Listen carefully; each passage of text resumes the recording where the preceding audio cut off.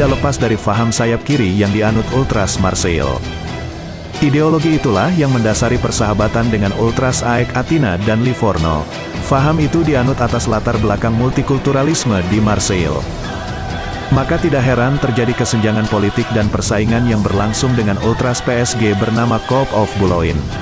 Ada episode berskala panjang atas konfrontasi di antara mereka. Ada persaingan luar biasa antara dua klub terbesar Prancis itu. Persaingan Marseille dan Paris tidak terlahir dari sepak bola atau geografi antara wilayah selatan dan utara Prancis saja, tapi ada peperangan antar kelas di antara mereka. Para pemodal adalah gaya Paris, sementara Marseille mewakili kelas pekerja. Jelas itu sangat kontras dan semakin menambah bumbu persaingan. Pertempuran mereka tampaknya tidak akan pernah berakhir. Pada faktanya pun bahwa masing-masing pendukungnya dilarang datang dalam pertandingan antara mereka yang bernama Les Classiques. Sebab selalu ada interaksi yang bermasalah antara pendukungnya. Pertandingan di semifinal Coupe de France 1995 adalah aib bagi pertemuan keduanya. Bentrokan antara Ultras Marseille dan PSG menyebabkan 9 polisi dirawat di rumah sakit. Sebanyak 146 perusuh ditangkap dan ratusan lainnya mengalami luka serius. Bentrokan kekerasan massal dan terjadi di jalanan. Paling parah, sampai ada salah satu Ultras PSG kehilangan nyawa atas sebuah konflik yang terjadi. Konon, itulah yang membuat adanya keputusan untuk melarang kedatangan Ultras Marseille atau PSG ke salah satu kandang mereka. Ultras Marseille juga tidak cuma galak kepada kelompok lainnya, mereka juga pernah mengamuk di velodrome ketika dikalahkan Rennes pada Ligue 1 musim lalu. Ultras Marseille kesal karena kekalahan itu membuat Marseille terpuruk di papan tengah klasemen. Pada saat itu jugalah, Ultras Marseille menunjukkan sebagai kelompok yang kritis. Mereka melakukan protes dengan menampilkan kambing yang berarti kemiskinan dalam silsilah Prancis. Kemudian rentetan buruk Marseille membuat terlempar ke atas zona degradasi Liga 1 2015-2016. Sebagai salah satu kesebelasan papan atas, Marseille cuma terpaut 4 angka dengan zona degradasi pada April tahun 2016. Mereka juga mengkritik kebijakan klub karena membiarkan André Pierre Gignac, André Ayew, Dimitri Payet dan Marcelo Bielsa pergi. Soal loyalitas pemain, Marseille memang sangat kritis. Mathieu Valbuena yang sudah dianggap legenda pun dicap pengkhianat karena membela Olympique Lyonnais pada musim lalu. Slogan, "Bangga menjadi Marseillais," sangat populer di sana. Mereka pun pernah menolak Didier Drogba ketika muncul wacana kembali ke Marseille.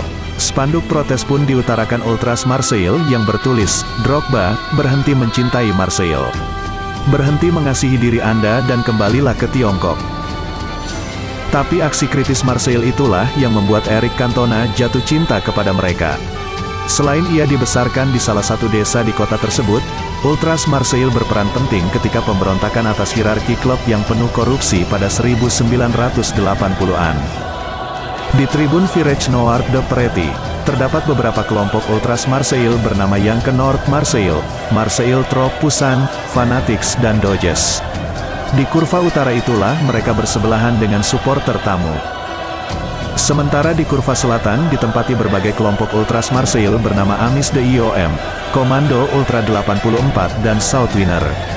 Sementara klub Central de Supporters berada di kedua tribun di selatan maupun utara karena kelompok Ultras tertua di sana.